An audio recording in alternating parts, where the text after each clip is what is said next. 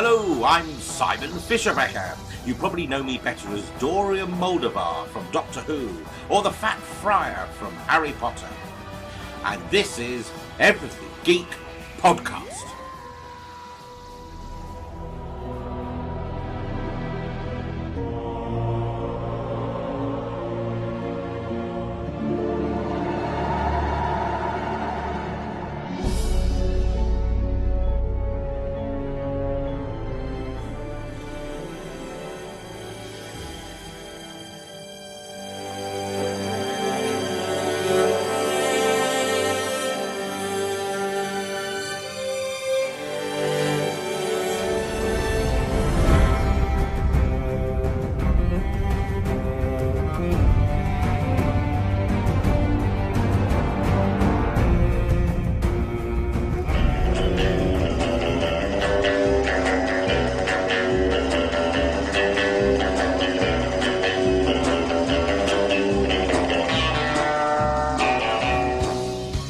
Face it, Tiger. You just hit the jackpot with the Everything Geek podcast.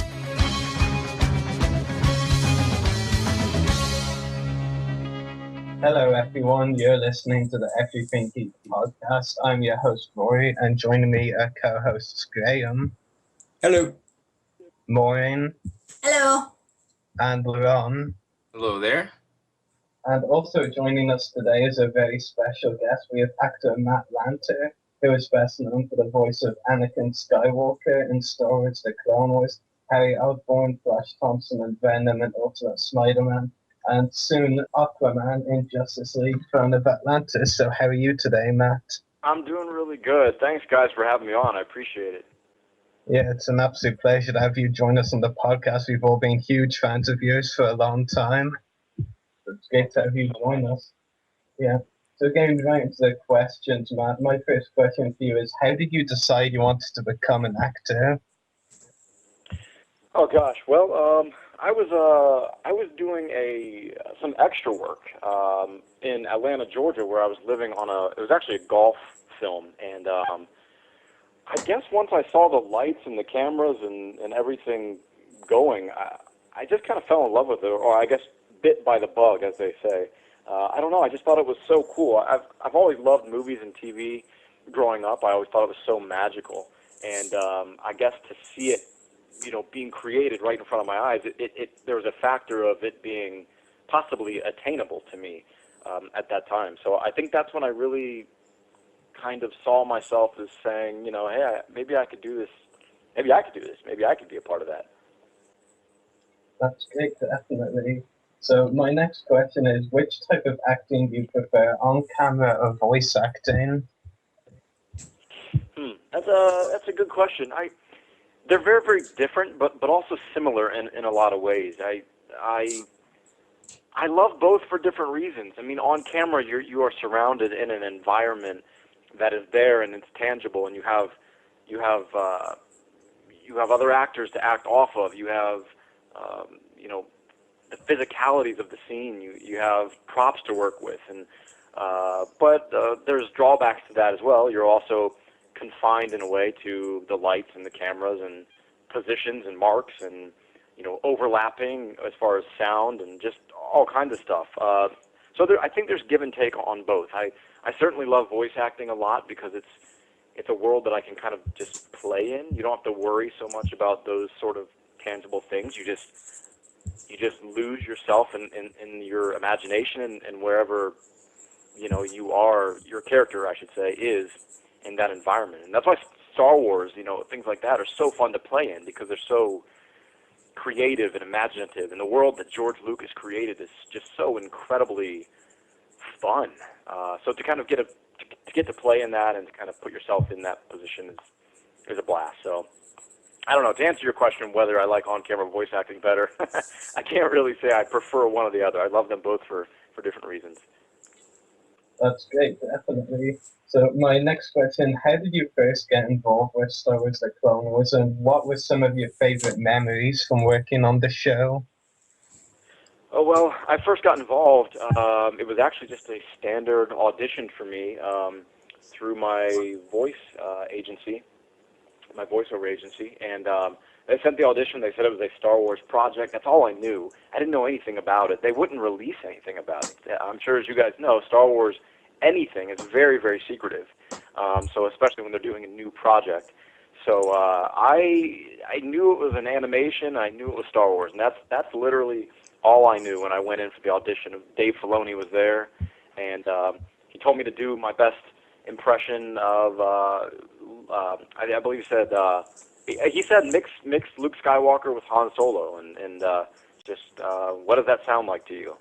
And so I read it, and I guess they got the okay from George. They sent the audio up to him. And then, I don't know, a couple days later, I got the call that I got the job. And it was Anakin Skywalker, and he's one of the leads of the new series. And, 7, 8 years later of working on the thing, we have, into 6 seasons of awesome show. So, Matt, my final question, do you have any upcoming acting roles or other projects you'd like to talk about? I mean, I noticed you'll be voicing Aquaman in an upcoming DC animation, so that's pretty cool, another geek voice. So, I mean, can you tell us anything about any upcoming projects? Yeah, I do have Aquaman coming up. I'm not trying to be coy, but I just don't think I'm allowed to talk about any of that yet. I don't even know what's officially been released. I do know they released that of course I am voicing Aquaman, and I don't know. This is just me speculating, but hopefully I'll be a part of any subsequent Justice League movies as Aquaman. I would hope. So I don't know. I'm really excited to dive into the DC world. I haven't really been too familiar. Of course, just as a fan, I love seeing the DC superheroes, as much as Marvel or anyone else. But I'm very much looking forward to it, and looking forward to seeing how fans react to Aquaman. I know, traditionally in the last couple of decades or so, Aquaman has been a superhero that has not been perceived as, quote, as cool as the next one, but hopefully we can change that. I don't know. We'll see. Yeah, well, getting you to voice him is a good start. Yeah, thank you very much. I appreciate that, and hopefully everyone else feels the same. Definitely. So, thank you, Matt, for answering all of my questions. I'll let my co-host Graham ask his. Okay, absolutely. Hello. First of all, I did not know you were going to be voicing Aquaman. Awesome. Sorry, Yeah. big fan of Aquaman. Also, my first question, as what would be considered as a primarily live action actor, how did you adapt to voiceover work at first? Was it a difficult change? Like, how did the two jobs sort of contrast each other? That's a good question. It is very different. You're kind of like I a little bit mentioned earlier. When you're on camera, you do have to look out for certain things as far as hitting your mark and the volume and not overlapping lines and just things like that with other actors. So in that way, it's a little bit easier. There's a little bit less things to have to worry about. It's more just about being creative and losing yourself. However, you do have to really focus on how your voice is coming out and how the inflections in your voice can mean different things emotionally for the character.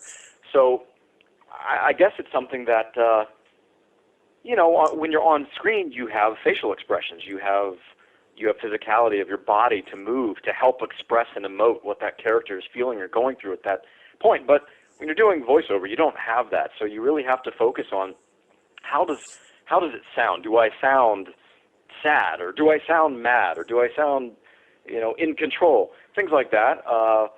So I guess it was difficult on that level to adjust, but, working on Star Wars: The Clone Wars, I worked with perhaps the best team of actors and producers, and of course Dave Filoni as our supervising director and some of the writers.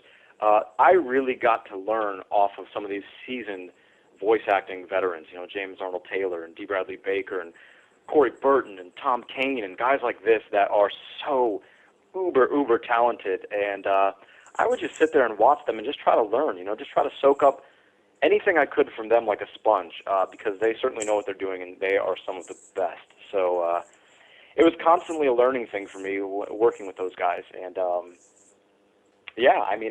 feel like I really learned a lot from working with that whole team over the years.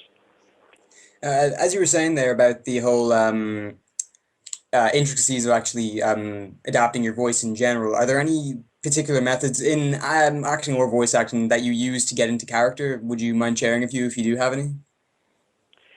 Yeah, I'm not one of those people that has a set standard method to my madness every single time.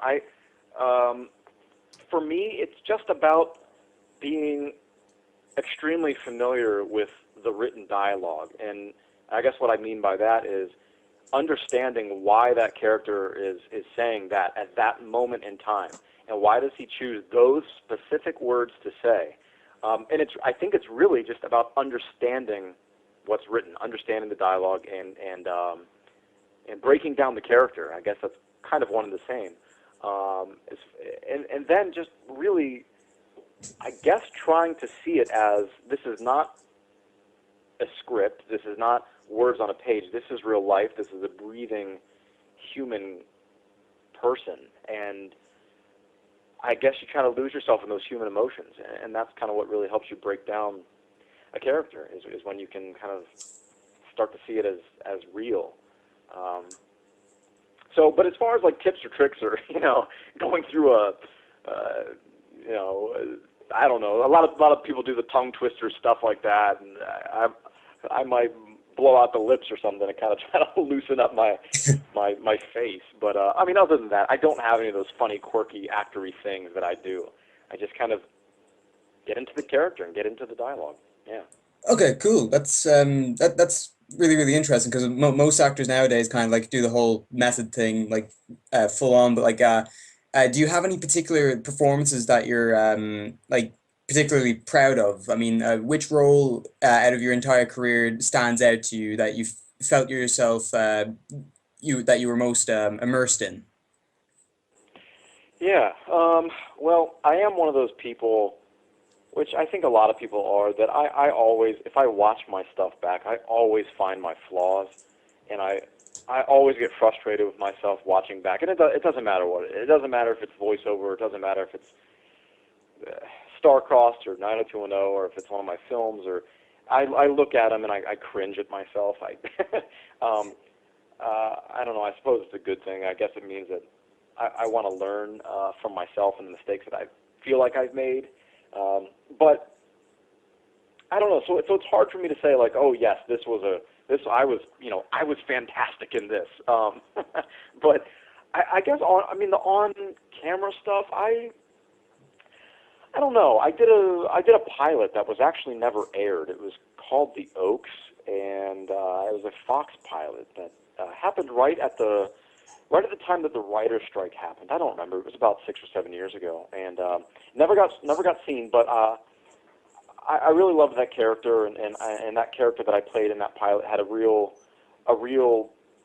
emotional side to him that I really enjoyed. I got a movie that's hopefully coming out down the road. I don't know. It's in post-production. It's called A Chance of Rain, and that was a very, very complex character that I played, and I felt good about the stuff that I did there. I was very immersed in that world doing it. On the voice acting side, I gotta say Clone Wars, because it's such a special role to me, and it was the opportunity of a lifetime. Star Wars is so special to me, and that character is so complex, and overall I feel like fans really enjoyed my performance in the series, and I could not be more grateful for that, and I really enjoyed it.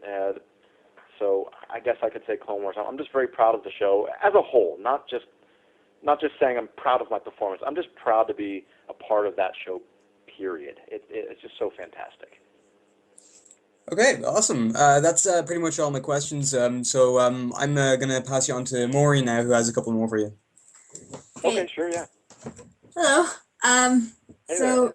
jumping straight into it, my first question is, okay, on a set, it's not always serious. We have to get the work done. We have to get the work done. So what has been your funniest memory from a production?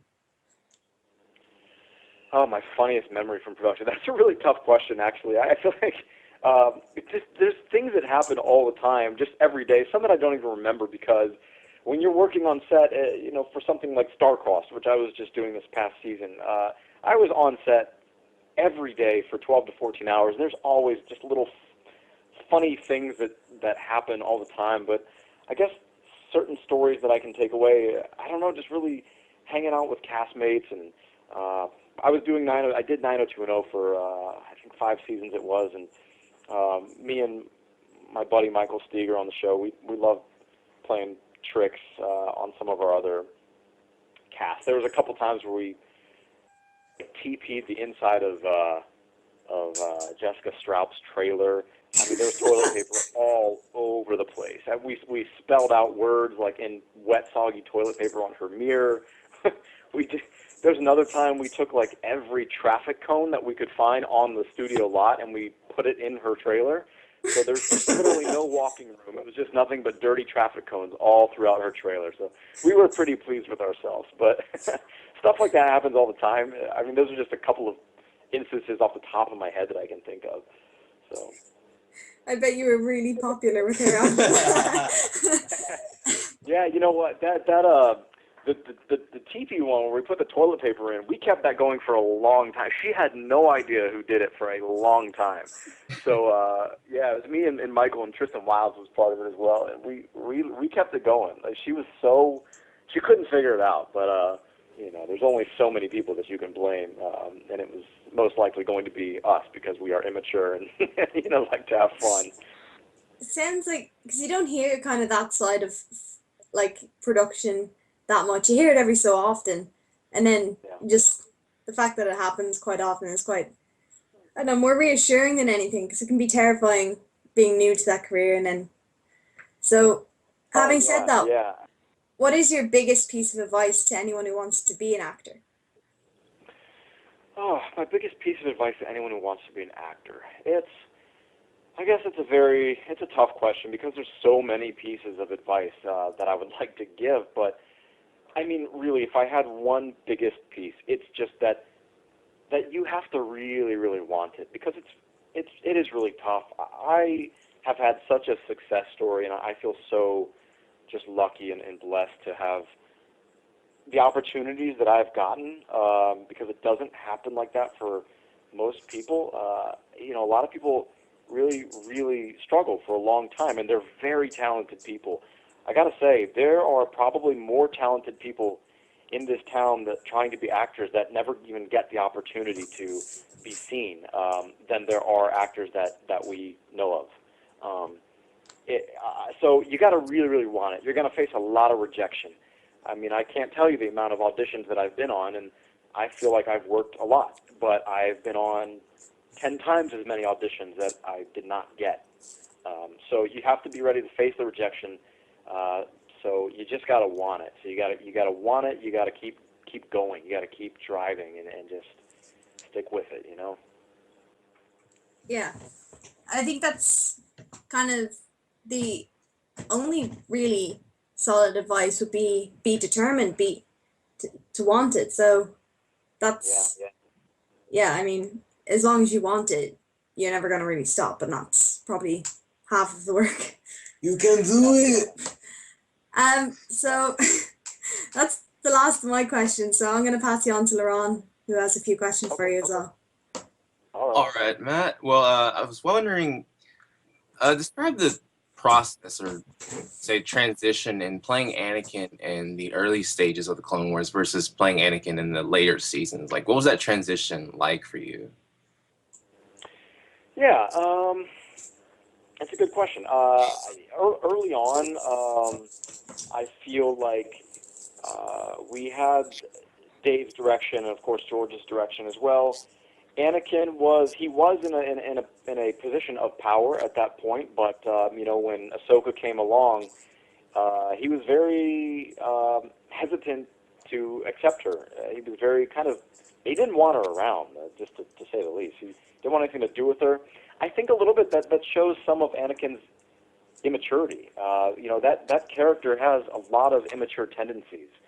As you can see, anger and immaturity turned into eventually killing his wife, so got the best of him. But I do think that in the Clone Wars we did develop to being a bit more mature, a little more war-hardened, and I think we got to see him understanding his emotional relationships a little more throughout the series. I think he understood how special Ahsoka was to him on a deeper level, not just like, hey, you're my friend, but just on a deeper level than he certainly was in the beginning. As far as voice traits, I tried to actually, as we progressed, get a little deeper in my tone because I felt like it gave an indication of control and authority about him. I think that he was a bit more of a kid in a way when we first saw him, and then 5.5 seasons later, I felt like he was, kind of like I said, a little bit more hardened, a little bit more authoritative, more comfortable in his authoritative figure, I suppose. So, and I just thought it sounded cooler to be a little bit deeper and more commanding. So, yeah, I mean, I guess that's how it kind of changed a little bit, and of course we see how the character changed over the 5 years, and of course going into Revenge of the Sith, obviously some major changes. So I guess we all know that. Yeah, great, perfect. My next question for you is, when you're working with Dave during a voice session for the Clone Wars, I mean, what was the direction process like? Does he tell you or give you any particular insight on how he wants you to do the line or a scene, or are you pretty free to act as you choose? You know what? Dave was awesome. Dave was such a great director. Dave cast an amazing, and like I mentioned earlier, they cast an amazing group of actors, way more talented than myself to voice some of these roles. Dave understood that, and Dave let the actors do what they wanted to do with the material. I think we weren't only just actors on the show, we were also all very much fans, and we all very much took the responsibility of making Star Wars very seriously. We all wanted to please the fans. We know how huge the Star Wars fan community is, and how serious they take it, and we did too. And I think because of that, we all really dove into our characters to understand our characters as much as we possibly could. So when we went to the record and we delivered a line a certain way, I got to say, most of the time, I mean, it seemed like it really was very, very fitting for that particular character at that moment in time. And I think Dave completely understood that, and very rarely would he say, I don't want it that way, let's do it more like this. Dave kind of just gave the trust to the actors. But of course there's going to be times where he would say, okay, let's do this louder because the flying dragon is actually 80 feet away, not 15 feet away. So you have to really scream at him, or things like that. Or he might say, okay, so I know it reads like you're not very mad, but Anakin is actually very upset in this scene. Let's make sure we convey that. And more often than not, we might go through it 2 times, maybe 3 times, and he would just pick the one that he liked, the take that he liked. So Awesome. That's perfect. And my next question for you is, when you're voice acting, do you prefer to be in a booth with others or by yourself? Well, yeah, I have done both. On films, animated films, you tend to be in the booth by yourself. Tinkerbell, I did a Disney animation Tinkerbell movie. It was called Secret of the Wings, and I did not see one other actor the entire run of the movie. Same with Aquaman. I actually did not see any of the other actors. It's funny because a lot of these animated films, you voice the whole thing, the whole script, and you might go in many times, and then you don't see the other actors that you're performing in the scene with until the premiere or something like that. So you might not know them or ever meet them, period. So it's really weird. But I guess with TV shows, it seems to be a little different. They like to get actors in the same room. With Star Wars, we certainly did often. Dave loved to have all the actors in a room, and we literally read it through like just an old radio play. We'd have, if there was 5 characters in the scene, we'd have those 5 actors in, we'd read it line by line, and we'd get to feed off of each other. That was great, because as an actor, you can really work with that. You can really work with what the other actor's giving you emotionally. So that was really, really great to have. It made it feel more authentic. And same with Spider-Man, we often try to get the actors in the same room. A lot of times, just because of scheduling, it is difficult. So there are a lot of solo sessions with Harry Osborn and Venom and those guys. But I love getting in the room with other actors. And I think it's always a bit more organic and natural when you can kind of bounce and feed off other people. That's awesome. Well, I gotta know, which are your all-time favorite Clone Wars episodes, if you can remember? I know there are like over 100, so. Yeah, there's so many. Well, let's just go from an Anakin standpoint, obviously, because I'm biased. I loved the Mortis arc for Anakin. I think that was, I don't remember if that was season 2 or 3. Do you? That was season 3. Season 3, yeah. Season 3, okay. So the Mortis arc I really found interesting for several reasons. Number one, it was kind of the first time Star Wars in general had ever tackled the mythology of the Force. I know that that was a story that George really wanted to tell. I just thought it was so cool that all of our stories, of course, came from George, but I know that he was very heavily involved in that because it was his way of explaining the Force. It was a very kind of heady, interesting couple of episodes, or I think it was 3 maybe, and we just found out a lot about how that worked. We found out a lot about Anakin and what was going on inside. We got to see his inner demons, I guess you could say.